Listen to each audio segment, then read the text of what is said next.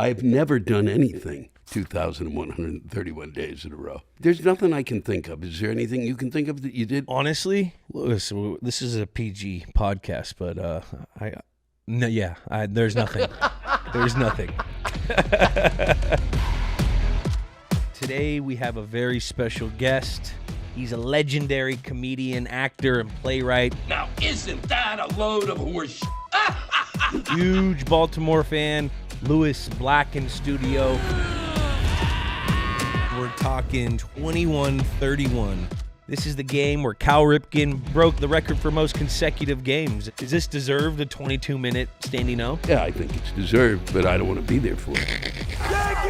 Who is worse or more insufferable, Boston fans or New York fans? Who? The Yankees? Go f*** yourself. I hate the Yankees. Going back to the track. To fan reaches up and touches it. You got anything else you want to traumatize me with?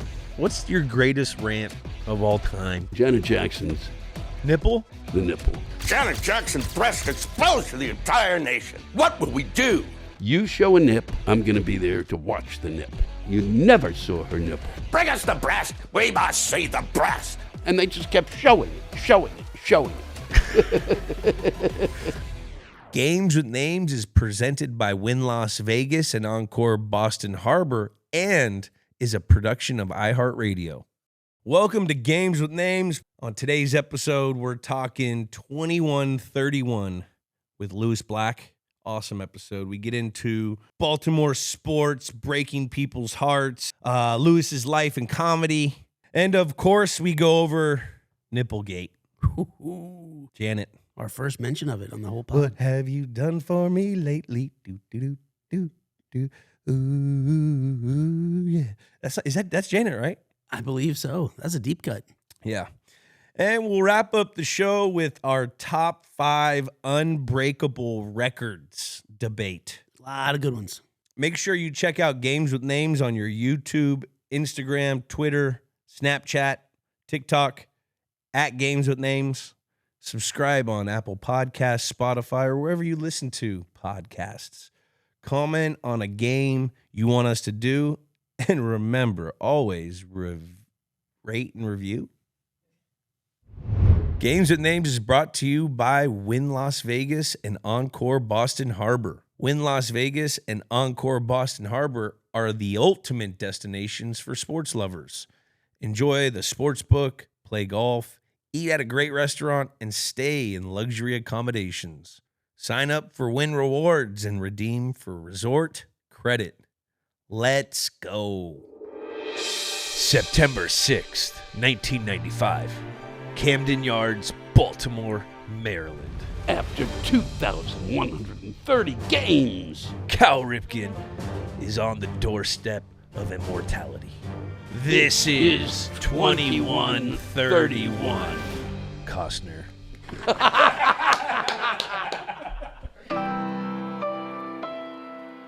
Welcome to Games with Names. Today we have a very special guest, Louis Black in studio. He's a legendary comedian, actor, and playwright. Loved him and accepted as a kid. His stand-up is Tragically I Need You, streaming now on YouTube. Catch him on the Off the Rails tour in a city near you. Huge Baltimore fan, Baltimore Oriole fan. Welcome to Games with Names. That's Jack. That's Kyler. We got Leah over there. She's a huge Baltimore fan. So welcome to the studio, and we appreciate you coming. well, this is great. Thank you for having me. Yeah, it's as soon as you walked in, I was like, Hollywood people, you guys all look great. You just look young. Always. You could always see an actor. Yeah, but I'm not Hollywood, and I'm kind of, I've reached the wax fruit stage at my age. Wax fruit? Yeah. No, but I live in New York. If I was out here, I'd probably be. I wouldn't. You'd never see me. This place freaks me the fuck out. It does, and I probably wouldn't see you because even if you live 3 miles away, it'd be 45 minutes to get to you. So exactly. Traffic is not easy, but I love your car. And I don't. I stopped driving here. Yeah, I stopped. No. You want to know something crazy? If you want to have a fun night on a Friday, you go up to any rooftop apartment in like the West Hollywood area, and you're guaranteed to see a police chase. Yeah. You know, you're seeing helicopters. You might see some road stoppages. I swear to God, I see one at least once a month here. Well, the helicopter thing is a constant here a lot of the time. It is. You can day after day of them tracking something somewhere, you know. I mean, But I literally discovered that I had to stop driving because I would get picked up, or I'd be in a car just heading out with friends, and I'd be in the back seat experiencing road rage. And I'm thinking, if I'm not driving, this is not healthy for me to be behind the wheel. And I just scream at cars. Literally, somebody would pick me up at the airport to go do something, and I would sit in the back of the car and yelling out the window, where are you going? What are you doing? What? I literally felt there's too many cars. These people are supposed to be at work. Why aren't they at work? I had a lot of questions I wanted to ask them. no one works here. No, it doesn't appear to be. I was on 405. On 405, it's just like, it's rush hour 24/7. Honestly, it's rush hour all the time here, except if you get up before 7 o'clock. Like, it's crazy. I could leave my house by 7. Rocky, that's my dog, Rocky, by the way. Come here. Here, hey, get over there, Rocky. Go. Yeah, we do this a little differently here. That's good. You know, no one gets up early here. Like, I remember I lived in the city in Boston, and then I would commute to Foxborough, which is like 30 miles. And I'd wake up at like 4:30. I'd leave the house by like 4:50. Wanted to be there by 5:15. There'd be a line of traffic. The traffic in the East Coast, people get up to work in the East Coast. Out here, after 9, then there's traffic. Is that right? It's crazy. Because I haven't been out here in a while. It's It's too many cars. It is. So today we're looking at the 21-31 game, Cal Ripken game, California Angels versus the Baltimore Orioles from 1995. This is the game where Cal Ripken broke the Lou Gehrig. Well, this is when he broke the record for most consecutive games. And why'd we pick this game? We picked this game because I'm an Oriole fan, and going back earlier, if we went back to really kind of where I started, the Brooks Robinson thing, R.I.P. That team, and R.I.P. Earl Weaver was the coach at that time. This was, I think, a better sweet spot for folks to remember. Yeah. You start to get back there, and we lose a third of our audience. Well, they played baseball then? Yes. Well, that's when they actually played baseball. Yeah, and and people lived in the town. Yeah. This is home run derby now. This ain't baseball. You never see a bunt or a walk. It's crazy. Rocky, can someone take Rocky? What kind of a dog is that? That's an Australian Labradoodle. Wow. Yeah, so I wanted to get a golden retriever, Yeah, but I have nightmares because I had a golden retriever growing up, and my responsibility as a child was A, to pick up his huge turds, and B, to keep the hair out of the house. Yeah. And hair out of the house, the dog's been dead for 15 years, and there's still hair in the house. So I went and I started looking at hypoallergenic dogs that don't shed. This has retriever in it, lab in it. He also has a Cocker Spaniel, Water Spaniel, and Poodle. That's the reason he doesn't shed. So I got little Rocky. My little girl Lily loves him. So Well, it's a beautiful dog. he is, but he's starting to chew stuff. He's getting crazy. But I'll tell you, the other reason I kind of picked this game was because I've never done anything 2,131 days in a row, ever. Honestly, I mean, not even eat breakfast every day. There's nothing I can think of. Is there anything you can think of that you did where every 2,131, that's a lot of games. Lewis, this is a PG podcast, but there's nothing. There's nothing. There's The nothing. contest, the streak. Really? 20, what are you going to tell me? 2,131 days in a row? Yeah. Wow. No, I don't know what you're talking Yeah. about. Wow. If that's the case, I would have rather discussed that. Yeah, this is all about Cal Yeah, Ripken, well, baby. screw Cal Kid- Ripken, Wally Pippen, Lou Gehrig. In Lou Gehrig, yeah. No, Wally Pip, that was talk about screwed. I know. To come in after that. And after the speech, you can't follow that. You can't. There's no way. That's just a huge thing that everyone always brings up with me because Belichick asked Welker, have you heard of Wally Pipp? And it's always like a meme going around on the internet about me when I returned a touchdown. Yeah. And so we always try to bring that in somehow. We snuck it in there with Lou Gehrig on this thing. You got to tell us about your sports fandom in Baltimore. How'd that grow? Like, you were born in Maryland. Here's how.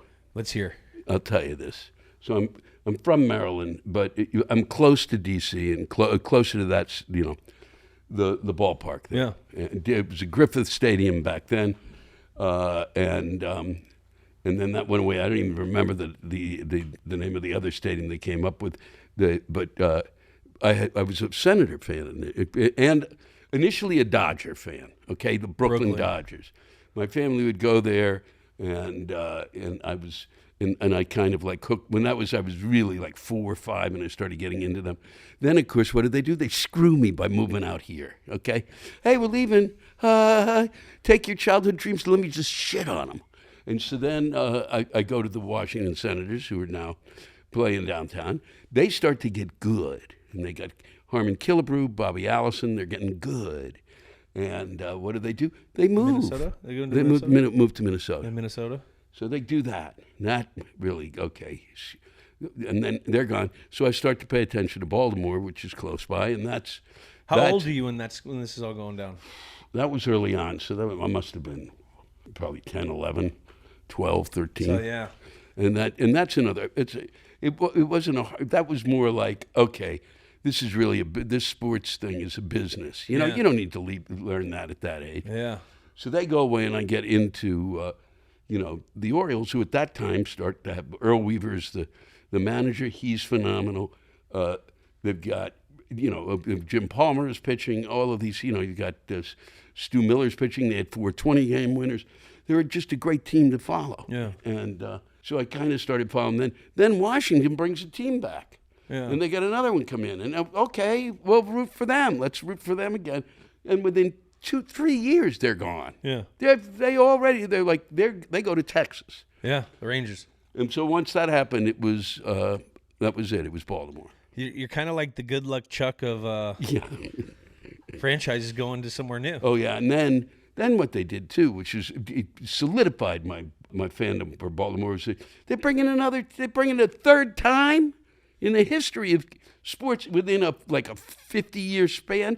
3 teams come to your town. Now they switch from the American League to the National League.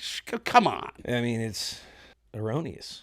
I don't even know if you could use that word there, but I just feel like I need to bring up my vocabulary when I'm around you because you're a funny guy. Yeah, but that's okay.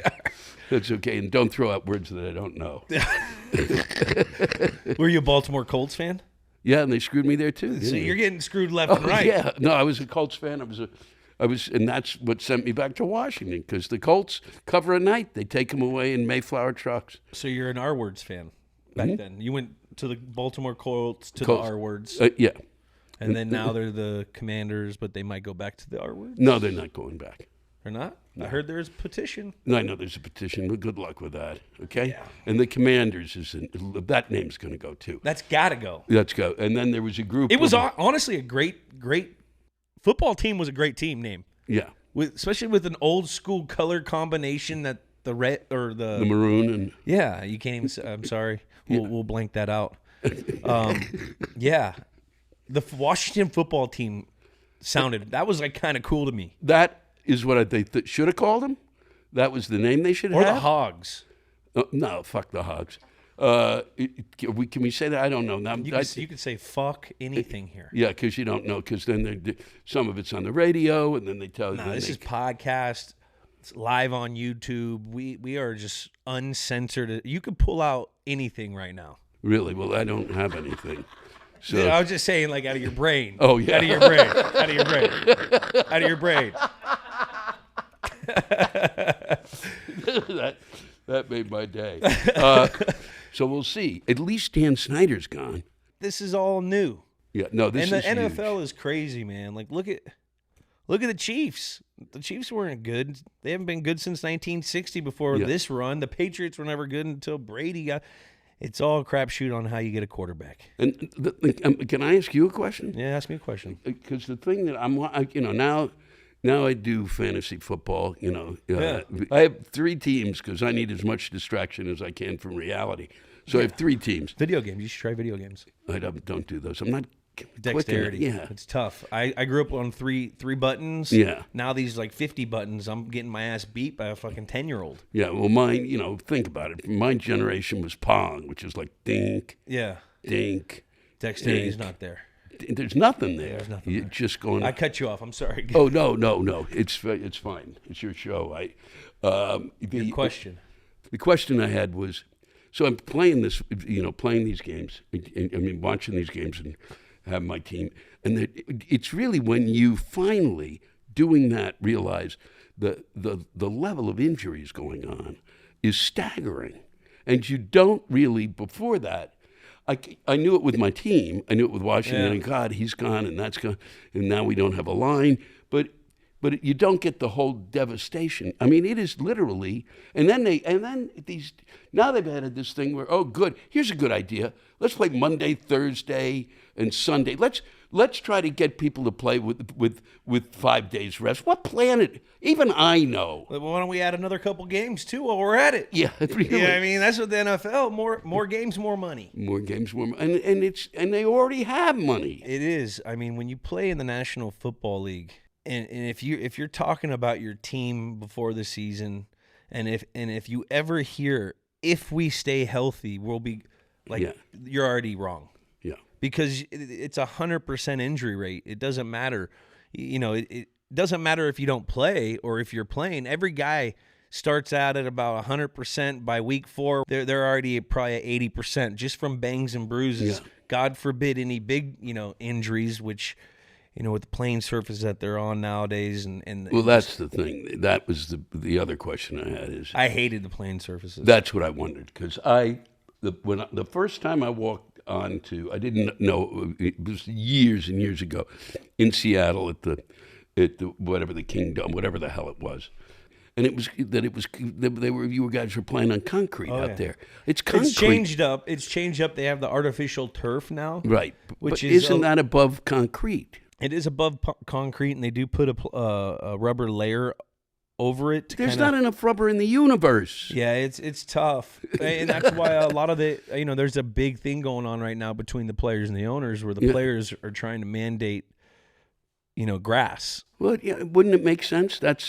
The crazy thing is, when I would play at Gillette, we played on a turf field, an artificial turf field. We would always host these international friendlies to soccer teams or football teams, and they would bring in grass for one night, put it on there because they have a mandate where their players have to play on grass for health reasons. And then they would take that grass and throw it away and let us go play. So it's crazy. But speaking of how crazy injuries are, it's pretty crazy that Cal Ripken. Nothing. 21-31. Yeah. Like that's insane to me that. Yeah, it's really beyond belief. Like we were joking earlier, like, have you done anything that long? That is like flu or you sprained ankle. Exactly. But I mean, flu. I mean, any look. What if cold, you got COVID? Yeah. See, it couldn't happen nowadays. If he would have got COVID, he would have had to sit out. Yeah. What if you caught Kevin Costner with your wife? Or Kevin Costner. No, that's what you do, Jack.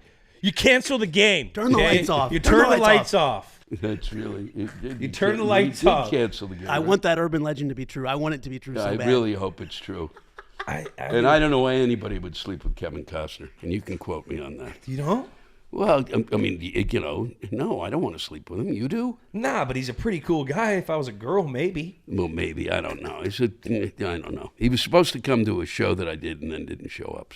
So then I would never sleep with him. Fuck him. I would never.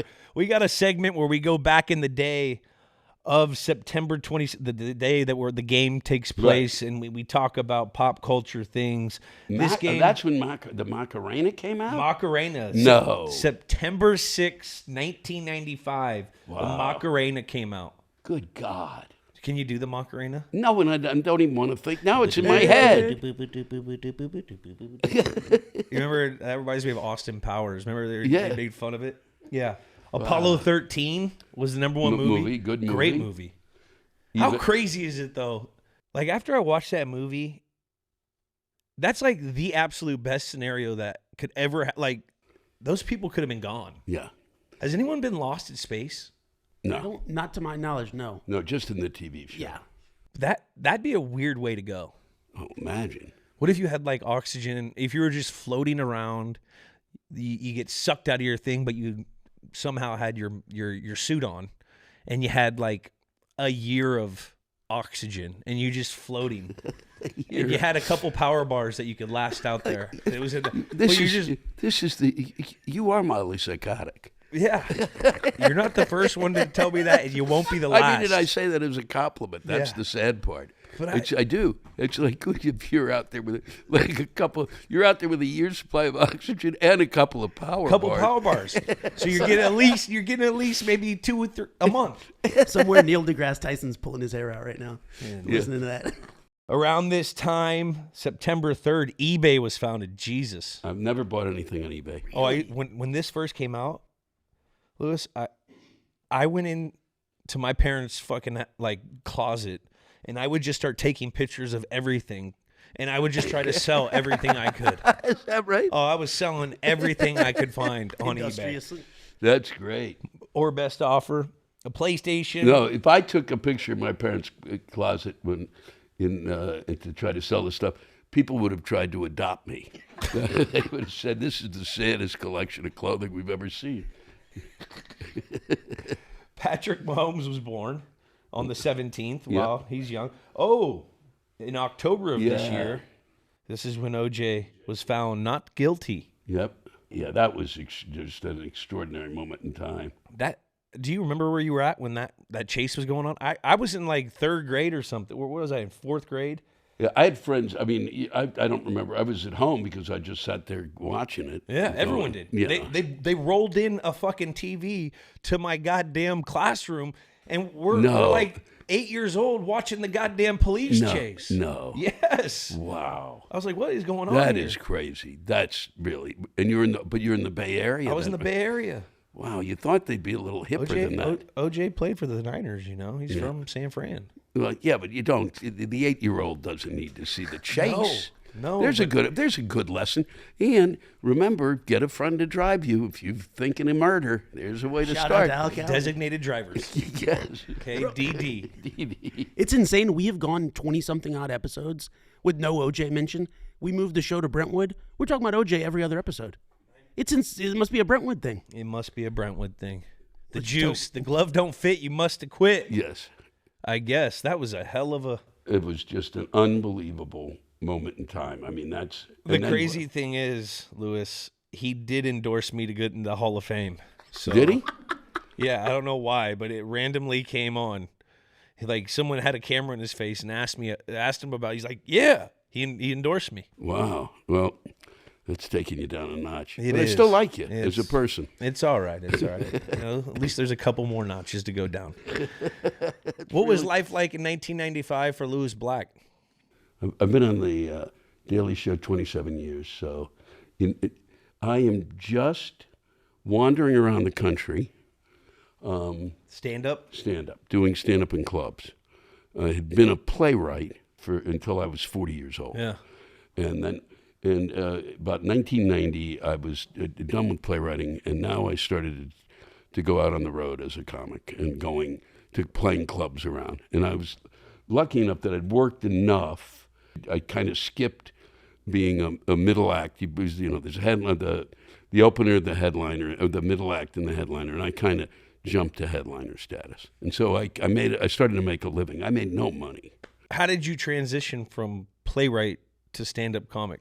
Well, I was doing it on the side for kind of fun, for grins, because I always got a kick out of it. Have you ever tried it? No, I can't. I can't. No. Yeah, I mean, I'm not that funny. Yeah, you're funny. So, but that's like, like when I have such a crazy respect, because I've kind of, Sam Morrell, we did this podcast last season together. He's a big comic out there, and so I go watch him. over at the Cellar all the time. Yeah. And so I've been in that comic community. Those guys are so smart to be able to fucking tell a story, tell a couple other jokes, keep you dingled with this, and then bring it back to and bring it all together to like bring the intro back into that. I can't do that. That's like writing a fucking paper. Yeah, but you are funny, and then there's a lot of people who try it at least once, and, you know. And I was just wondering because but you at least have a respect. There are people who just go. Those people go. You know, I could do that. No, you can't do that. No, anyone who's at the highest level of anything they do, they're not there by mistake. Yeah, no, and the amount of either touched by God or you work your ass off. You know, there's a couple different things, but even the touched by God guys, they still have to work hard to stay there. Yeah, because there's just so many people are always coming to take jobs, and you know it's really true. And they, but I ended up. I started doing the road, and I made the transition in part because I'd been doing it on the side for fun. Mm-hmm. And I ran this room in New York City that was called the West Bank Cafe, downstairs theater bar, and it was below this restaurant. And there was, like 1983, I started running this thing. And so by about 1990, we were rolling along, and I was introduced everything that came on the stage.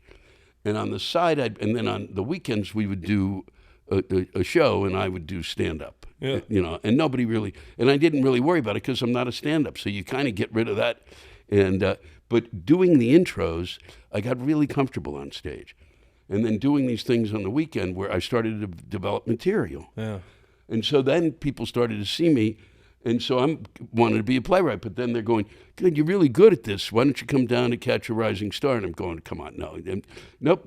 And so that's what people kind of gravitated toward. And really, playwriting and stand-up, the thing is I was writing for myself. So basically, you get up there, it's like, I was writing plays. So now I'm the performer, I'm the writer, I'm the director. So you know how to write. Yeah, and I didn't really write anything down. I just got up and talked. Yeah. That's how nuts I am. But you can connect those dots and probably being around it, like when you're introing everyone, you're sitting there and you're watching these guys, and you're probably, like, well, he probably could have went here with that, because your brain thinks like that. You got a big brain. Yeah, I wouldn't, but it's there's a garage in there and a couple of.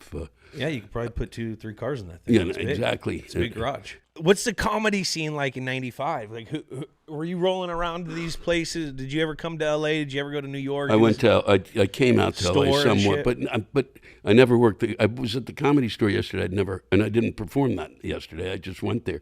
I'd never been in there. It's cool. I mean, I'd been there twice, but I'd never performed there. Yeah. I performed at the Improv when I got out here. The Laugh Factory first. But I went around the country and just went to whatever club that would have me. So I was, wandering from club to club to club. But it wasn't consistent because I wasn't really known. But in New York, I'm working Catch a Rising Star. I'm working the Improv, well, not the Improv had left, but I'm working Catch. I'm working Caroline's. I'm working Dangerfields. Did you ever go to Dangerfields? No, I've never been there, but it's really, it's really fascinating. Guys dressed up in tuxes. It's like a mob joint in a way. It looks, because the guys are in tuxes and they're serving, and they have these little red lights on the table, and you could flick them, and then somebody'd come over and serve food. And I'd be on stage there. It was so great. It was so insane. And never met Rodney. I was, and you'd get on stage, and the waiter would come literally and stand in front of you, like 5 feet away. And so what do you want? And talking to the table, and I'm standing there. I'm in the middle of my act, and it teaches you a lot, because instead of getting upset, I would start laughing. I just went. There was a piano behind me, and I put my head down and laughed for until he was done. And then I'd come back to the audience, and I said, "That was fun." And then I'd go back on, but you'd learn these things from club to club. I did the comedy. I did the Cellar. Yeah. And I had to leave the Cellar because the Cellar was like a squash court this way. Yeah. And the back of the room was like 75, 80 feet away, 90, 100 feet. and I'm screaming like a lunatic. Yeah. So that my act then was just totally bellowing shit. You know, Jared, fucking, and that would be what I do for like 20 straight minutes. Well, if you're doing it and it's 80 feet away, it's like they can't handle that. It's too much. And so I could never really. I've always felt that if I could have stood at this end of the room and talked that way, I had a shot in that room. But the pitch levels are a little weird. I just said I can't do this. Yeah.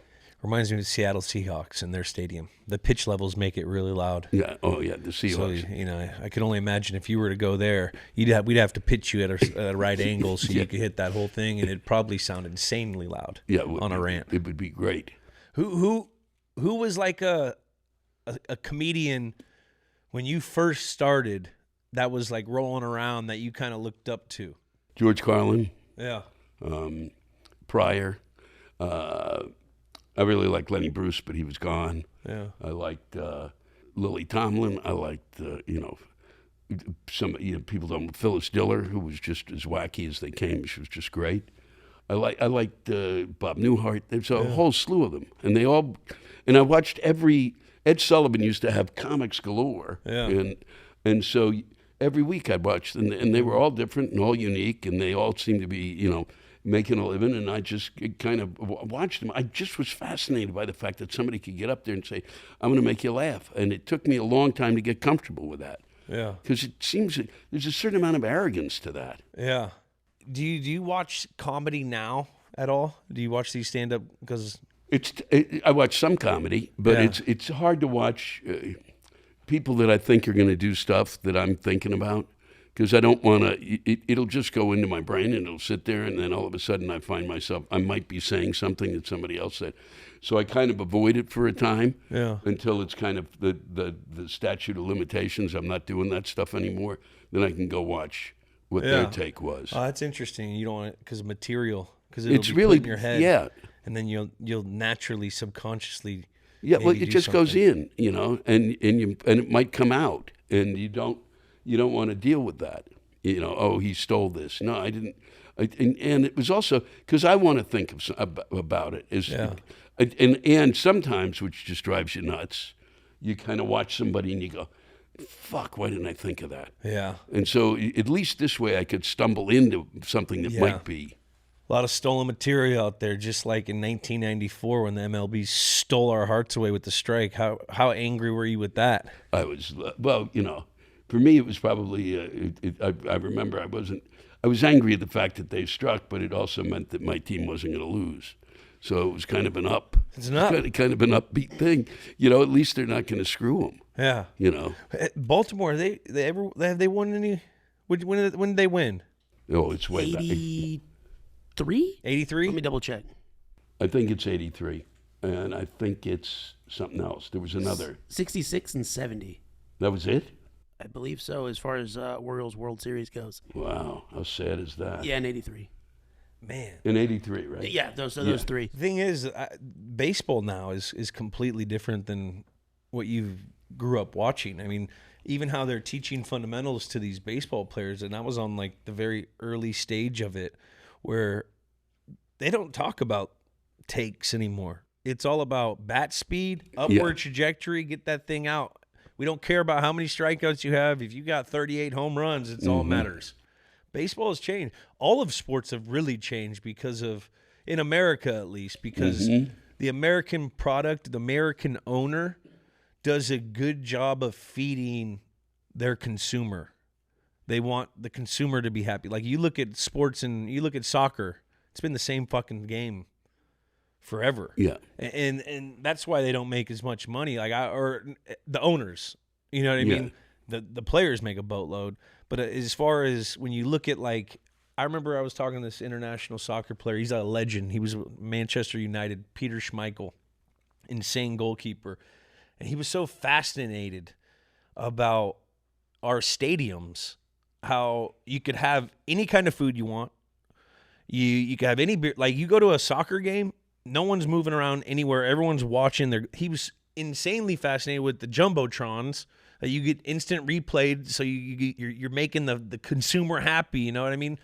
That's what America does. Yeah, It's capitalism, baby. Yeah, and I just flew over that. Pitch count? We're in or out? I think it's good. Yeah. I mean, I think they had to do something because then it was almost as if, come on, guys. It's only good for TV because when you're at the ballpark now, like fourth inning, I'm about 8 beers deep. I want another about 15. I want this thing to go to extras. It's a beautiful day. Give me a couple hot dogs. It's an 8-hour thing. Jackie, why don't you break down this Baltimore Orioles squad Yeah, in 95. this historic day? Not the most remarkable O's team of all time. This was Ripken No, it Jr. wasn't. No. Palmeiro, Ripken Jr. Palmeiro. Yep. Do we go through, as you list them, you can go Palmeiro, steroids, Yeah. bastards. Perjured himself And I away. literally, for years afterwards, said, that was bullshit. Rafi hit those hits. He never did any steroids. Well, yeah, he did. And Mitchell so did report. Brady Anderson. And we still didn't win. If you're going to cheat, you got to win. I know, not put up That's something 71 you wins. kids out there should learn a lesson. You got it. If you're cheating, you better win, or it doesn't matter. It doesn't. It's worthless. Hey, man. Solid pitching staff in this year led by Mike Mussina. Mike Mussina, who left us. Future For who? Yankee, The Yankees, go fuck yourself. Amen. Fucking How Yankees. awful. I hate the Yankees. Yeah, so do I. Well, you're Boston, right? Well, I for the last 12 years, 13 or 15 years, I've been associated with Boston. Yeah. It becomes part of you. Oh yeah, no, it's really. And I live in New York, and I have all my friends. Little Yankee, they're irritating. This was so great this year. Yeah. To be able to shove it in their face. So they're paying Aaron Hicks' salary, the Yankees, Yeah. and he's killing them. We won games with Hicks playing against the Yankees, That's- and that made me as happy, I think, as anything in my life. How sad is that? It's not that sad. It's a happy thing. It's good value. I don't know. It sucks that the Yankees hat looks so cool because Yeah. it does look cool. It does look cool. I've never Like- put one on, and I never will. Yeah. Because even as a Bay Area kid, I mean, you felt the Yankee entitlement from Yeah. 3,000 miles away. Yeah. I'd be watching these. I don't know. You always respected Jeter. Everyone loves Jeter. I liked him. I don't. Like- The ads kind of get. Huh? These ads that he's in. Now, just stop it. Stop it. You don't want a Wagoneer? You don't want a Wagoneer right now? I don't- feel like you no. see Jeter with his hot model wife, No, his 2 beautiful little kids. He owns a baseball team. He's driving a Wagoneer going camping. Yeah, I know. Yeah, I he's feel like I going want to go camping. camping now. Yeah, right. Give him a call. Gift basket. Tell me what it's like. Write me a note. So that thing, the ad where he goes, just call me the captain. Yeah. That ad just gets under my skin. That's because bad writing. That's I bad writing. Because Yeah. he didn't write that. No, he didn't, and he shouldn't have said it. I'd gone, just call me, shh, and that would be better than the captain. Because to me, I liked him. I mean, I do. Even as an Oriole fan, I still liked him. He was a pleasure to watch. He was a great ball player, but nobody in the rest of the country knew him as the captain. He's the captain in New York, so zip it. You don't get to tell another state you're the captain. Ludicrous. Speaking of Jeter, what's your opinion on Jeffrey Mayer? Mayor, which one is he? I'm not even. That was in '96. The kid who reached over the fence and stole the home run? away Oh, yeah. in the ALCS the next year. Little shit. Against the Yankees. Yeah. But while we're on the topic of the AL East, Lewis, who is worse or more insufferable, Boston fans or New York fans? New York. New York. Okay, I like But that. Boston, once they won, it just started to get to be jackasses. And Baltimore, we still don't even have enough people who've returned to the stadium yet to be asses, because they're still like in shell shock from the last 10 years. They're like, I don't know. Can they be winning? Are they really winning? Is that the score? Is a simulation. Last time Ovi stranded 2, the Yankees have left 10 men on base, including the bases loaded in the 7th. That's a young Jeter. It's a very young 2 leader. runners in both the 5th That's and gift the bag 6th. Jeter right there. In right field, Tarasco going back to the track, to the wall. And what happens here? Yeah. He contends that a fan reaches up and touches it. But Richie Garcia says no, it's a home run. Yep. Everyone's working for the Yankees. That was really, once again, I'd forgotten him. And you didn't need to bring that back. Okay? You got anything else you want to traumatize me with? Once again. is just screwed. Games with Names is brought to you by my friends at Wynn Las Vegas and Encore Boston Harbor. Wynn Las Vegas and Encore Boston Harbor are the ultimate destinations for sports and entertainment fans. From the sports book to gaming, restaurants, live music, and more. Whether it's a casual weekend getaway or that special occasion, the sportsbook at Wynn Las Vegas or Encore Boston Harbor is the place to watch and wager. From straight bets to parlays, teasers, and any prop bet you can dream up. And if you're a golfer, spend a day at the Wynn Las Vegas 18-hole championship golf course. Looking for an incredible steak with an unbeatable view? Try Rare at Encore Boston Harbor. Remember, sign up for Wynn Rewards and redeem resort credit in Las Vegas and Boston. Enjoy it all in a luxury resort setting with 5-star accommodations and all the amenities you can dream up. I will see you in Boston or Las Vegas soon. Should we get over to the Angels, the California Angels, the Angels in the outfield right here? Yeah, before we throw on the Bill Buckner clip or something to traumatize me. What a team. I used to love that movie. Another mildly unremarkable team, but yeah, the most interesting thing about this team was that it was a year after Angels in the outfield. Yeah. Surprisingly good cast. McConaughey, Adrian Brody, and a young Joseph Gordon-Levitt. Who? Joseph Gordon-Levitt. He was the kid. Yes. Was he really? Wow. Yeah, what a cast. That was the signal, right? If the Angel was touching them? Yeah, but this team collapsed down the stretch, 2 9-game losing streaks after the All-Star break. Had Jim Abbott. That was kind of a forgotten Jim Abbott era for me. Yeah, and then they kind of unbelievable Jim Abbott. Yeah, One what a hand. guy. What a guy. Yeah, they don't, he's gone. They talk about all of these, we're trying to get those who have disabilities, and you got one of the greatest of all times, Jim Abbott, incredible. He's got that thing, he's got with the glove. The whole thing was nuts.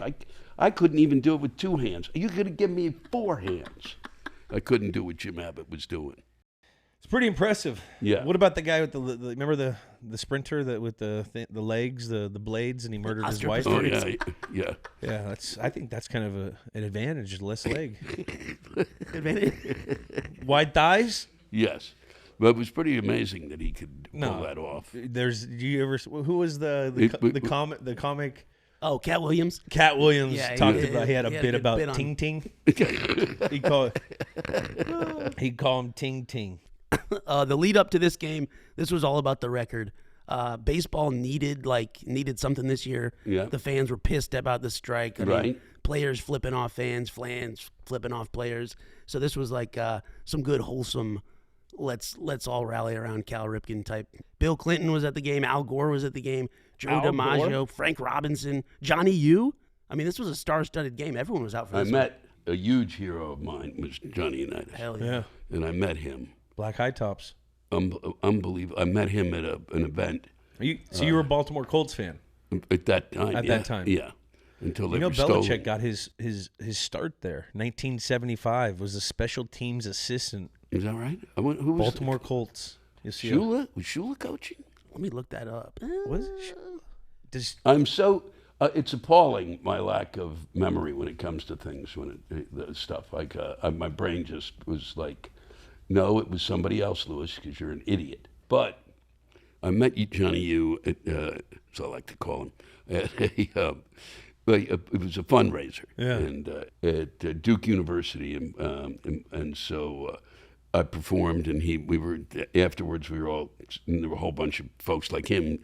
Athletes and stuff were around, and some others, some celebrities, and but the only one I gave a shit about was Johnny Unitas. And so I went up to just say hi and to get some wine, and he's in line, and he gets a bottle of wine and turns around, and I talk to him for a second, and I go, I'll have a glass of wine, and he looks at me and goes, do you want to come back here? You want to come back here and get another glass of wine, then get up again and get another glass of wine? Give the man a bottle of wine, okay? That's what you do. Take the bottle. Johnny U. Johnny Unitas. Did he have black high tops on when he said that to you? No, he didn't. Did he have a flat top? He did have a flat top. That he did have, and he handed me that bottle of wine. And was he a big man? He was at that point. He was older. He was still big. I mean, but his hand was really, like gnarled. I mean, he'd broken probably every finger 9 times. Dude, that's not even football. That was straight gladiators at that time. Yeah, especially that team, that line. Art Donovan was on that line. Jesus. Art Donovan that was the gig. Art Donovan, the lineman who would go on Johnny Carson. Yeah, 2 yards in a cloud of dust. Yeah. So my dad always threw like Johnny Unitas when I was a kid. He loved Johnny U. Yeah. The guarantee. We got to do the guarantee on this show. The guarantee? We're getting Joe Namath? I don't know. We should. I hope so. Well, we got Lewis. We're good. Amen. That's all we need. So the star-studded event. Angels lost 4 of their last 5. Yep. Baseball needs something to attach to. Yep. And it's who better? I mean, this is pretty insane that did they win the game? They did 4-2. Yeah. Cal had a homer in the 4th. Oh yeah, I do Rafi remember had that. a homer. homered. And in a vet? Did they bring him around in a vet? Yeah, I mean it was 22-minute stoppage. They went all out. Cal, he was a humble type, like milquetoast type cat. He didn't want all this fanfare, but Bobby Bonilla and Palmeiro. They said, Do you like his dad? You like his dad, Cal Ripken Sr.? Yeah, he was great. He was good. Yeah, so was Billy. Yeah. There was forget about Billy Ripken. It was a classic family, and Cal Ripken I mean, we weren't winning. He became the constant. I mean, that's who we. It's basically that was what we were. Okay, he'll get a record. That's one thing. That's kind of like how I was with Barry Bonds. Yeah. And like we weren't winning. Yeah, the Rally Monkey came out with the Angels, which is stupid. Why are they the Los Angeles Angels of Anaheim now? I don't get that. Is that what they're called? That's what their official name is. It's too long. It's a paragraph. It's 2 different cities. I don't understand it. They're trying to steal the thunder of L.A.? I don't know. It's just bizarre. It would be nice if they got a coach and an owner who help, and they'd be a much better team. They would be a very good. I mean, they have the best player probably ever to suit up anything. Yeah, exactly. This guy's hitting dingers and throwing out shutouts. Yeah, it's double headers. It's crazy. That Ohtani. Yeah, Ohtani is the most extraordinary. I mean, that's what we all thought Babe Ruth was. Like when we picture Babe Ruth, like Babe Ruth only pitched for a few years. And then he went to hitting, and it's a completely different generation. But like, still, this is what he was doing was crazy. It just sucks. Is he going to be able to come back from it? The UCL? Yeah. This is second one, though, right? I think, yeah. I hate to see that. These things are like tires, like NASCAR. Put on a new one. So when Cal breaks the record after 5, they give him a 22-minute standing O. Right. Like, are you enjoying that standing O the whole time, or is that a little long? Like, what's our standing O? Is this deserved a 22-minute standing O? I think it's deserved, but I don't want to be there for it. I was just at this Taylor Swift concert. Yeah. With my daughter and her 2 little friends on a Wednesday on a school night. We had like a fucking 22-minute goddamn standing O there. I'm sitting there like, Taylor, we all love you, but like, can we get this act going?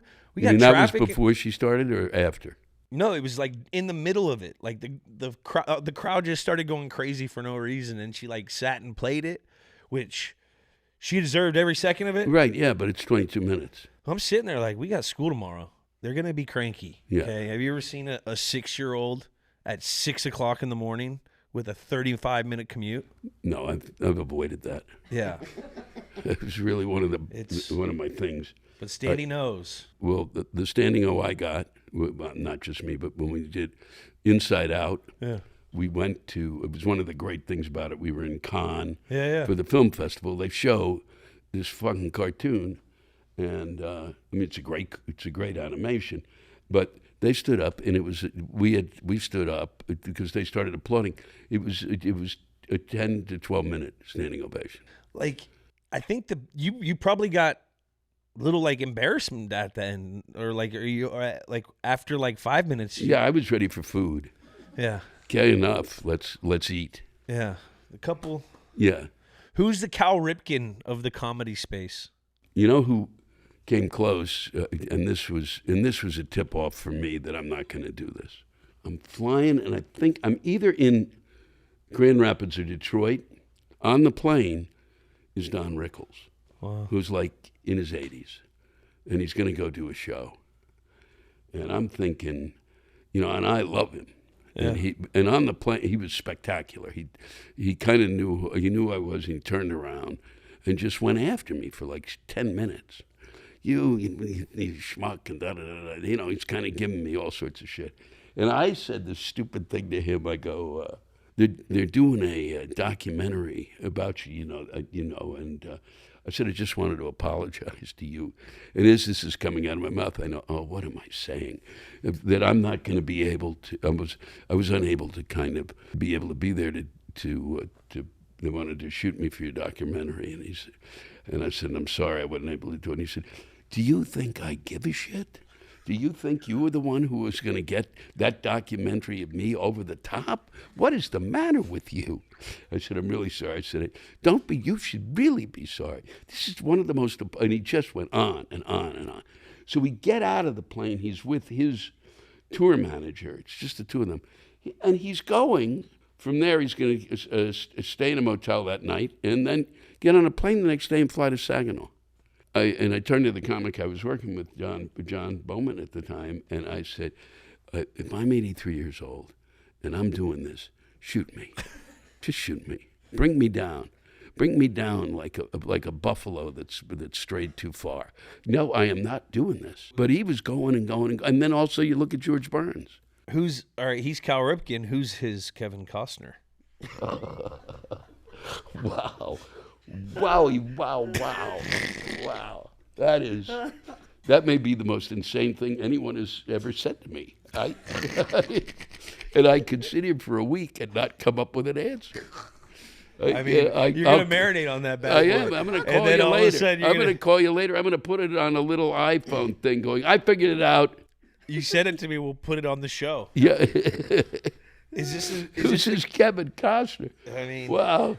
Well, Don Rickles, Kevin Costner. Jesus, who would that be? If he's Cal Ripken, of course. Yeah. No, if he's Cal Ripken, as Kevin Costner would be, will have to be somebody in their 70s. So I have no idea. But if I think of it, I'll let you know. You'll be the first one I call. Perfect. Is this the greatest streak in sports history? I think my not playing any sports is the greatest streak in sports history.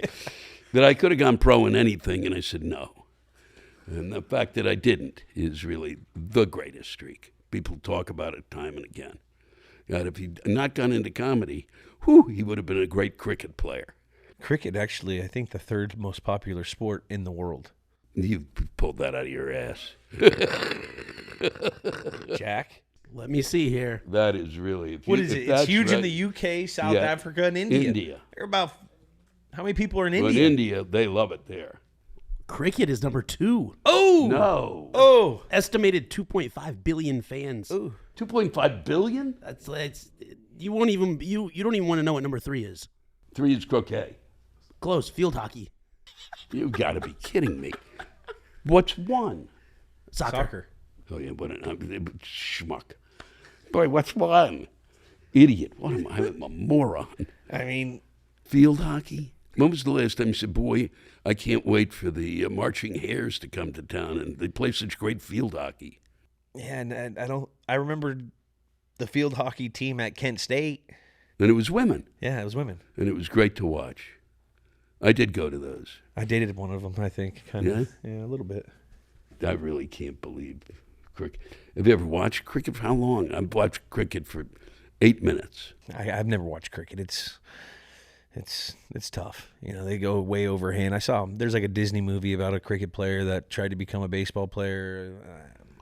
Wow. That's my yeah, no. I read the Spark Notes. Jack, what do we got on the aftermath of this? Just to put this streak into perspective real quick. Cal played with 150 different teammates, 8 different managers, played both shortstop and third base. Yep. Spanned from 82 to 98. Perfect. And then he stayed with them. 632 career teams. One team. And for a little bit of a pop culture context on that, the entirety of Seinfeld happened during the streak. The entirety of Seinfeld. 89 to 98. He was streaking. Wow. He was streaking. Did you come up with that? I just did a little research before the show. Wow. I mean, did somebody actually write that down, or did you figure that out? Oh, I just kind of did my own math. Because if he figured it out, I'm hiring him away from you. Hell yeah. Hey, name your price. I'm there, Lewis. He did have a theory. Did you go to school? Oh, yeah, we were doing our years here. Yeah, let's hear it. Were you and Larry David in College Park at the same time? No. No? Okay. 1 year apart. No. 1 year, the ages were close, and I knew you went for 1 year. And Yeah, no, but I only couldn't went find 1 any year. record I of it. don't think we were there at the same time. Okay, that would have been epic. No. Okay, just had to double check. Which is too bad. It could have turned my career around. I would have been Seinfeld. I would have watched. Yeah. I had a different Seinfeld than what I'd be. So did you have a fucking bullshit and nonsense and fucking bullshit? That would be my Seinfeld. No soup for you. Yeah, really.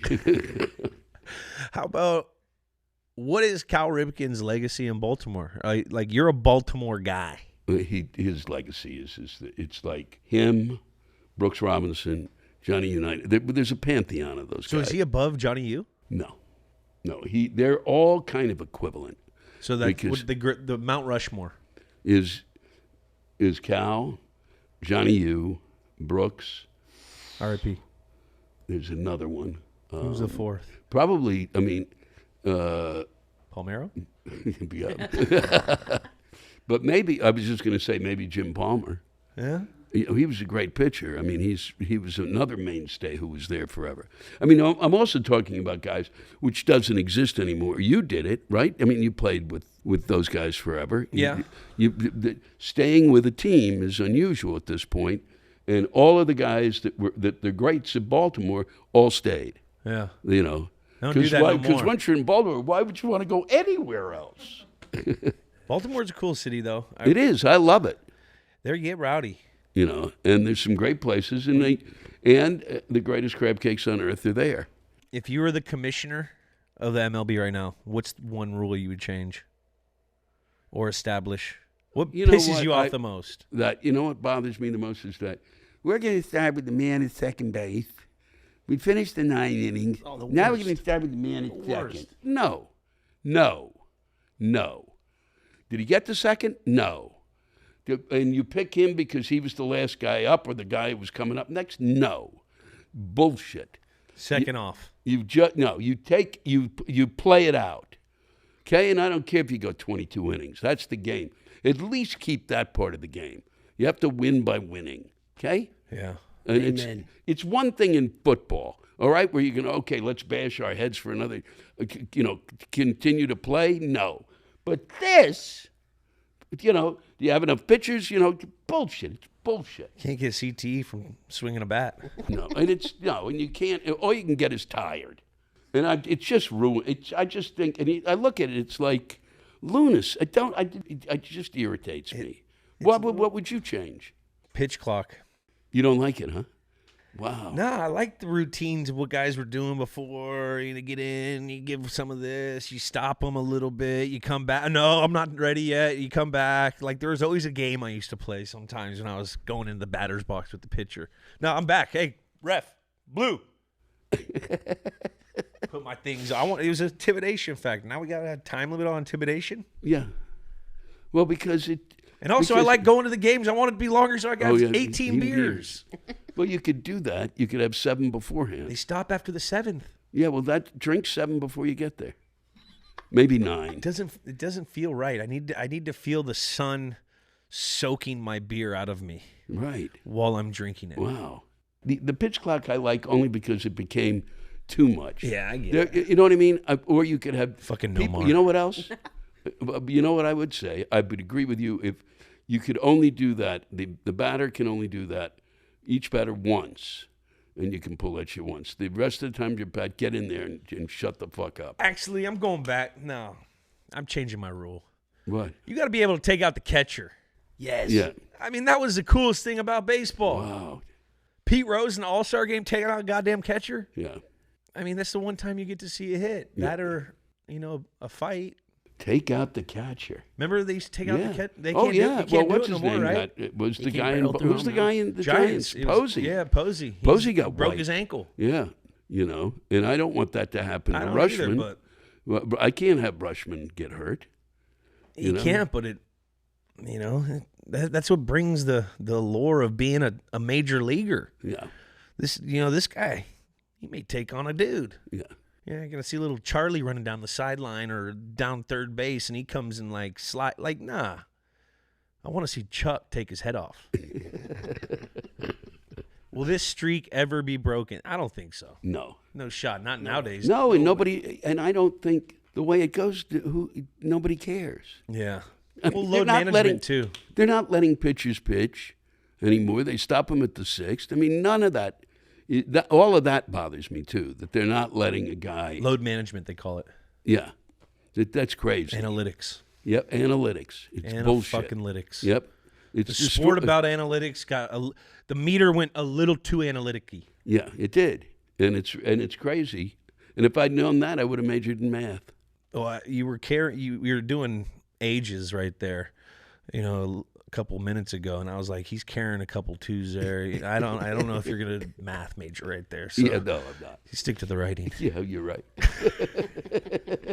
Wait, so you're known for your rants. What's your greatest rant of all time that you are just so proud of? I think TV, there was anything. and I don't ask me to remember what it was, but it's findable. There was one that it took me a while. There's 4 or 5 things I did, but when they put Janet Jackson's breast on the nipple, the nipple caper. What year was that? That was JT. And I flipped out, and so and that's what I went off on. Nobody, it's like they 04. 04, I was in high school. It was horrifying. I was literally sitting. We were in L.A. sitting in a friend's house. I was this close to the TV, and if not closer. I watched the whole fucking halftime show. You never saw her nipple, okay? And I'm a guy who would look for that immediately. I'm not fooling around. I don't have time. You show a nip, I'm going to be there to watch the nip, okay? Never saw it. So to me, it was like, you're out of your minds. And then I literally just went nuts the first time I went on stage. And then it was just I was going, not only what really was disturbing was the fact that they kept saying, well, this was horrible. This is just awful. Let's see it again. This was awful. Let's see it again. Can we see that again? Look at that thing. It's disgusting. That nipple just appeared out there. And this is not the kind of, let's see it again. And they just kept showing it. And so I went off and then eventually carved it all together. And I loved doing it. And I kept that bit, but way too long, probably till 2007. 3 years of the nipple bit. I like a nice nipple bit. It was good. It's good.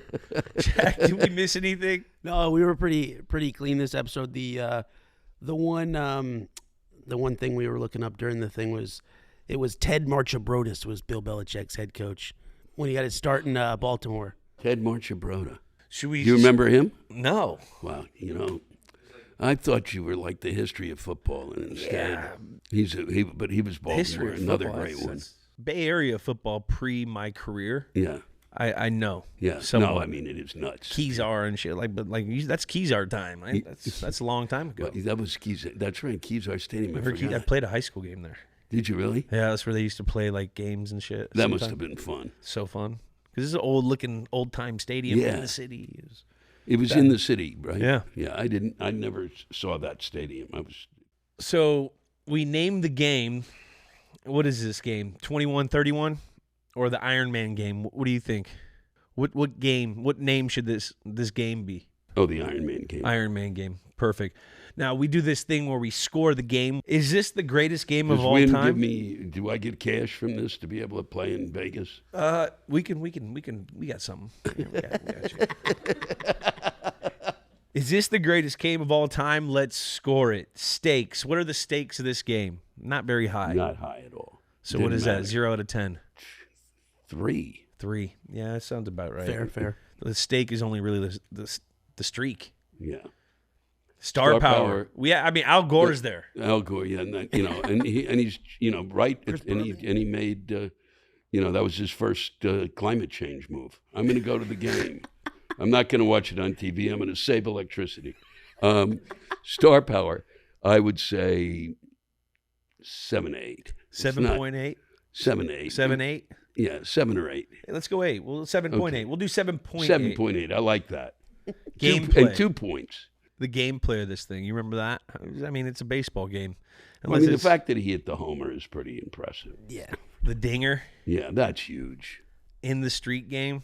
I mean, Lou Gehrig was there, Yeah, or his family was there, right? his family was there, I think, and the doctor who discovered Lou Gehrig's disease. He's an important man. So I think it's the homer. So what do we got? 1 out of 10. What do you think? I would say probably like a 7. But this is your show. No, that's all right. I'll take the 7. 7. I mean, Yeah, if he had 2 homers, I'd put it at 10. yeah. There you go. Name. The Iron Man game. What, Right. what is the score of that name? You 0 out kidding of me? 10. That's a pretty good name. It's a good name, and it's a solid name, and I'd give it a 9.5. 9.5. Oh, nice. Let's see what our The average Iron is. Man, the Iron fuck man game would have been a 10. What are we talking? I mean, 6.825. where does it rank? That puts us right in between the Oh, look at this. the Manning 7, where Peyton Manning threw 7 touchdowns in a Week 1 game, and right above the Nuggets-Lakers 2009 Western Conference Finals. I don't know. Do we agree with that? I don't know. Well, at least we're ahead of Gilbert Arenas' 60-point game. And it should be ahead of Gilbert Arenas, I think, being found. Wasn't he the one with a gun in there? He was. Yeah. He and Javaris Crittenton in the locker room. Yeah. A little That's bit of a what you duel. need. That's where you need a gun. We If were you're going to be called the... And they weren't even called the Bullets anymore. That's another... There's a piece of shit. Take a name, the Bullets away, and call any team the Wizards. Talk about a fruity name. That's fruity. Yeah, that's Wizards is different. Different, that's being nice. It's awful. They're not magicians. I barely have basketball players. Lewis, on the team. I grew up watching and reading Harry Potter. I love Wizards. Wow. Yeah. Wow. Jesus. Wow. I can't look in your eyes when you say stuff like that. His stand-up special, Tragically, I Need You, is streaming on YouTube. You got to catch him on Off the Rails tour at a city near you. Anything else you want to plug? I want to plug my. I have a rantcast. I read rants. Rantcast? I read rants. Where do to we people. find this? How do we listen to these rants? Well, because it's on wherever fine rants are found. There's, I guess Spotify? at a Whole Foods. No, it's Apple. I think we're on Apple, yeah. I don't know if we're on Spotify, but Apple for sure. But you know what? Cut to the chase. Go to lewisblack.com and you'll find it there. That's where everyone here is going to go. Yeah, I see them leaping from their seats. There's only 3 of us here. I jumped out, but I'm Yeah. quicker than fast. But that's really what's fun about that is to be able. I talk at the beginning about whatever happened that week, which is always the same. I'm beginning to notice it's always the fucking same, and I'm supposed to make jokes about the same shit again and again and again. It's exhausting. So it's basically like a current event rant. Yeah, I do kind of a current event or what like I'll talk about us meeting. Yeah, I wish, and I'll give you a plug. I wish it was around when I was a kid because I probably would have just used it in my world studies class and on Thursdays and Fridays because we always needed a political event and I would have presented you. Yeah, that'd be good. There's, but I do that. Mr. Gregory would have hated me even more. Well, I bet he likes you now. Maybe. Yeah. I don't think he watched sports. Really? Yeah. Yeah, so I read rants that other people. So if you got something you want to complain about, send me a rant. I'll read it. But no, I don't want you to read it. I want you to rant it. Oh, I will. Don't worry. I literally scream through most of these. Well, thank you for doing Games with Names. It Oh, was I'll a do pleasure. it. Yeah, and I'm going to come back because I want to win this fucking thing. And that, what was 10 again? Show me that fucking thing. Mavericks versus Heat. I can beat that game. That was Bullshit. tough. That's just because Mark Cuban was here. He rigged the books. Oh, he Mark put the Cuban. he put the scores up. Oh, did he put the score? Well, Yeah, he gave everything a 10. Wow. Not fair. Except gameplay. Except gameplay. Yeah. I mean, Wow. That's unbelievable. I mean, if you think about it, though, it's a smart marketing move. yeah. It Because was now good. we're talking about the Mavericks Yeah. with Lewis Black. Now everyone's coming in here. Oh, what's number 1? Yeah. The Well, now Mavericks. I'm going to. So I'm going to pitch him a couple things. I Even though know. I told him I'd never pitch him anything. Are you? Nah. I had to pitch him. Awesome. God, that's a show. Thank you. Again, Louis. That was fun. That was fun. It was a lot of fun. Man, that was an awesome episode. He's a legend. Insane. Lewis is a beast. So glad to have him. He knew his shit. You got to think about it. The guy's been on TV for 40 odd years. I mean, some of the names he was dropping. And didn't start comedy until like 40 something. Him and Rodney Dangerfield, like that's insane. I was pissed he didn't meet Rodney though. I was waiting for a good Rodney story. Whatever. Hey, I don't. Yeah, you know, Sam did a really good. Sam Rodney. did a great Rodney, bro. He had a really good Rodney. Hey, my wife called me. She said there's nobody home. I went over. There was nobody home. Yes, Rodney. So Leah has a little gripe. Yeah. She's from Baltimore. Our producer Leah. She thinks it should be 21-31, not the Iron Man game. And she couldn't believe he didn't know Jeffrey Mayer off the top of the head. That little kid. I mean, who punk. remembers losers? Hadn't won it since '83. Who's the other guy? Like, if it was like the Buckner guy, or what's his name? The guy from Chicago. Bartman. Bart, yeah. The irony, Jules, if you saying who remembers losers wearing a Red Sox hat is because you just mentioned Bill Buckner. They were losers. I don't remember that. I don't know what you're talking about. On the, should we get into our post-show segment? What's our post-show segment, Jack? As we talk, we do an episode here. We dedicated this episode to a game that broke a record. Iron Man game, great record. I thought it was apropos to talk top 5 most unbeatable records in all of sports. What do you think? Let's do it. Let's do it. Let's do it. You want me to rattle some of these off? I think we can. I mean, we all know Joe DiMaggio coming out of the Jumpin' Joe. 56. I think we can come to a top 5 here. I'm confident. There's like the black and white footage of him coming out of like the paper sheet. Yes, like, remember that? High school football style. And here comes Joe DiMaggio. Old newsreel footage. You know, Yeah, I like love the it. old announcer. Oh my God, Joe DiMaggio came through the paper. Will he break the record today, folks? Yeah, I mean, legendary. You got Cal Ripken's insane 21-31, dude. 21-31, but hey, Leo will get mad. 300 something after that though. Gretzky 51 consecutive games with a point, pretty impressive.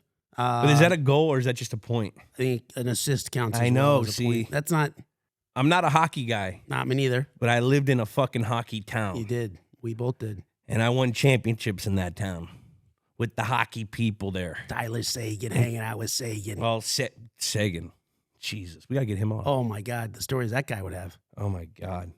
What a beast. Back to consecutive Unbeatable records. I mean, I'm partial to, I'm a hoops guy. Celtics 8 straight, 58-66. I remember 8 straight titles.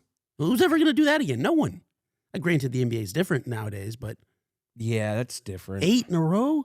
UCLA. I don't want recency bias, so I'm not saying anything. UCLA men's basketball, 88 consecutive wins.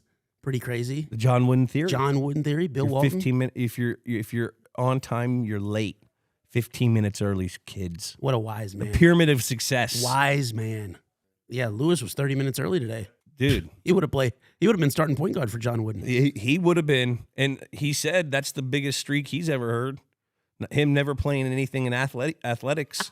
It's really a lifetime of no athletic. He's still anything. streaking to He's this still day. Let's hope Harlem that streak keeps going. Globetrotters, they've won 2,495 straight wins over the Washington Generals. It's impressive, but kind of. Who's the Washington Generals? That's like the team that they travel with that they just beat up on. So I mean, it's a scripted record, but still impressive. It's a lot of nights. The Generals did beat them one night. I did though. watch the Harlem Globetrotters Me once. too. I forgot where I saw it though. I saw him once. My dad took me to see him. My dad did too. Belk Arena. What was the what's the song? Nah, that's like more Andy Dick. Yeah, I'm doing Andy Griffith. What the? Yeah, Andy Griffith. Dick. Why was I doing Mayberry? Jeez Louise. It has like the basketball dribbling. Yeah, in the and the background. Meadowlark Lemon, all that swag. What am I? Damn, dude, I really did just do Mayberry. Now I'm just thinking about Don. Great song. Don Knotts playing for him. What if Don Knotts was a Globetrotter? Tiger my. Woods 120 or 142 is pretty crazy. You That'll know, the never be done cuts? again. That'll never be done again. How many years is that? That's a lot of Look, years. that's Jerry insane. Rice, 274 consecutive games with the catch. Jerry. Man, did he play those? Like he didn't miss a game, or is that how does that work? I mean, he had like 3 careers. Yeah, I think they're only counting games he played in. I remember he was just racking up. I went to a touchdown party. what? Like I think he beat I was on a Pop Warner team, and Jerry Rice just beat like a touchdown record. I think it was like 77 or whatever that was. Was it that? I don't want to say. I remember there was hats. I had a hat. I had like a little Jerry Rice guy and the number of. And That we is some were like valuable merch. Huh? That is some valuable merch. It sounds like. I don't think I have it anymore, but we were like the Pop Warner team that had to go out and like, Jerry Rice, we brought this Redwood City 49er football team to like commemorate you, dude. And we're like, yeah. Our little like RC jackets. We're meeting Jerry Rice. Dude, just the pairing of words touchdown party sounds awesome. Like I like that combo of words. Sounds very good Touchdown together. party. We went It to was a good, touchdown yeah. party. Man, it was cool. It was over in like Burlingame at a hotel. And Jerry made an appearance. Yeah, it was his party. Oh, that's so sick. It was like an award they were giving him for something. It may have been touchdown. Don't fact check me. But I think there was a number on a hat that I got with the Jerry Rice guy on it. If anyone out there was at that event and still has that hat, there's probably some like 40-year-old guy that I was there with when we were both like 12. Like, send the picture over, dude. Guarantee eBay MSRP on that thing is probably at least $400 plus. What else do we got? We got Wayne. We got the hurdles. Edwin Moses. This was 77 to 87. 400-meter hurdles, didn't lose a race from 77 to 87. That's got to make the top 5. A decade? A decade in track and field. Man. I know Kyler's very partial, speaking of records, to Mario Lemieux's 5 goals in 5 ways. If he's got to explain that. I don't know how What? I feel like that. Let's hear it. He's on the wall. Okay, so Mario Lemieux's 5 goals in 5 games. Let's hear it from the guy who's from Western Massachusetts that supports the Penguins. All right, keep going. My parents lived in Pittsburgh, and I like the animal. Wait, where were they born? Boston area. Oh, and then they went and had a cup of coffee Yeah. in Pittsburgh Yeah. on a date. Yeah. And you like the animal I penguin. like the animal, yeah. They waddle. They waddle, yeah. But Mario They slide. They slide. Mario Lemieux's 5 goals in 5 different ways. So in hockey, you can score a goal in 5 different ways, right? So there's even strength, 5-on-5. There's penalty kill, so you're down a man, so it's 4-on-5 on your team. There is power play, so it's 5-4 on you're up, right? There's also an empty net goal with the goalie pulled, and then there's also a penalty shot. So a penalty happens. So he was able to score. The amount of times 5 goals are scored in an NHL game is super rare to begin with, maybe 2-3 times a season tops. And then this has never happened and it'll never happen again. To put in perspective, Brad Marchand did this recently in a season. Right? 1 or 2 guys a year can do this in a season. He did it in a game? He did it in one singular game. Not only did he score 5 goals, which rarely happens, he scored 5 goals in 5 And he different played ways. a long time. He played. He had an injury shortened career, but yeah, he was around for a while. But a lot of it's just opportunity. So what? How old was he until he retired? Like 38? So he retired in 2000 because he had some back issues, and then he came back. How old was Or he? He retired in 96 and came back in 2001. Took 30s. 5 years off? Yeah, because he had like Hodgkin's lymphoma, and he had a bad back, and then whatever. But He took 5 years off. Was he productive when he came back? yeah, he was a point a game player, and he owned the team at the time. He's Yeah, I one of remember the- that. Yeah, I remember that. So it's purely not even just from That's a skill cool. level; it's opportunity, right? There's not many penalty shots. So in you're a game. basically saying that's a lightning type record. It'll never happen again, ever.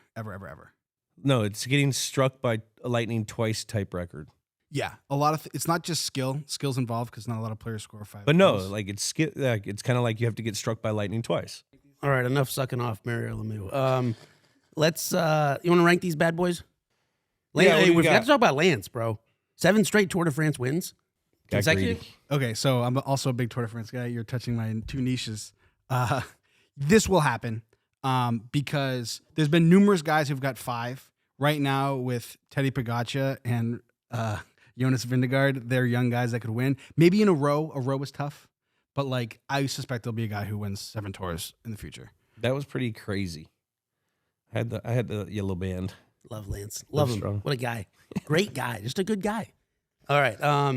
Top 5. Should we rank these bad boys or just compile a top 5? I don't think in any particular order. No, must rank them. Oh, must rank them. Okay, must rank them for the I algo. mean, with what you just pitched me on with Mario Lemieux, Jesus Christ, that's got to be in the top 5. 5 goals in 5 ways. Cal Ripken's in there. Okay, that's fucking crazy. As Lewis said, have you done anything 2,632 times? No. No. No. Joe DiMaggio. How many times have they gotten close? Who's gotten closest To the hits. Yeah, I don't know why, but I just that sticks out to me. I think number 2 is going to be Willie Keeler of the Baltimore Orioles. 45 games. Oh my God, that was back in the 1800s, 1896. So wow. Jeez Louise. And then Pete Rose, Charlie Hustle, 78. He got to 44 games in a row. We gotta get Pete Rose on. That'd be tight, bro. Last time I saw him, I bet you we could get Pete Rose on. Oh my God. Just if you go to the nearest autograph table at some random I'm sports just gonna go memorabilia sit store, in line. Yeah, wait, just sit wait in line. for him. With He will like be there. My Reds jersey and say, "Hey Pete, say hey kid." I know he's not Willie Mays. He's always sitting behind the table signing something somewhere. You want to do my podcast? Dude, we got to get him in here. Byron Nelson, though, who is ever going to win 11 straight PGA Tour events? That's never going to be broken. When was that done? 1945. See, you know what? They've been running time, and is it still? I mean, that's tough. Still stands. 11 straight. It's a good Crazy. number. I think we gotta get Tiger Woods on there too. Got to put Tiger. That's just crazy. The longevity. I mean, 10 years without losing hurdles is tough. Edwin, we got to put Edwin. 10 years. And I mean, just taxing on your body. Yes.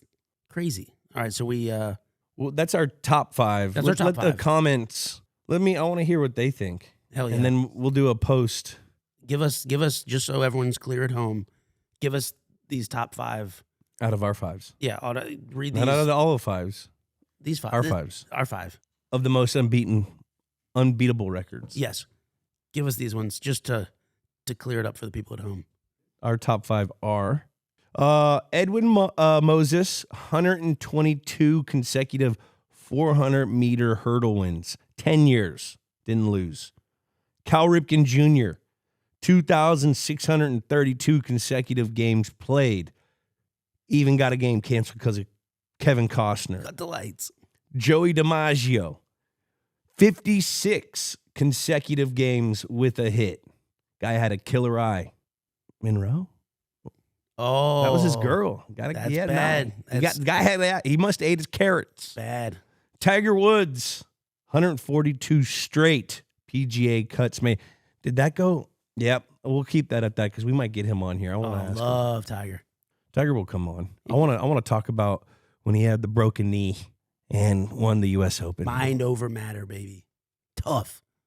And Mario Lemieux, 5 goals in 5 ways in one game. Insane. Struck by lightning twice. That's a top 5. That is a great top 5. Cool haircut. What an episode. Thanks again to Lewis.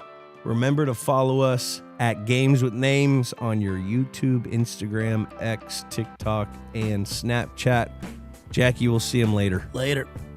That's been another episode of Games with Names presented by Wynn Las Vegas and Encore Boston Harbor. Games with Names is a production of iHeartRadio.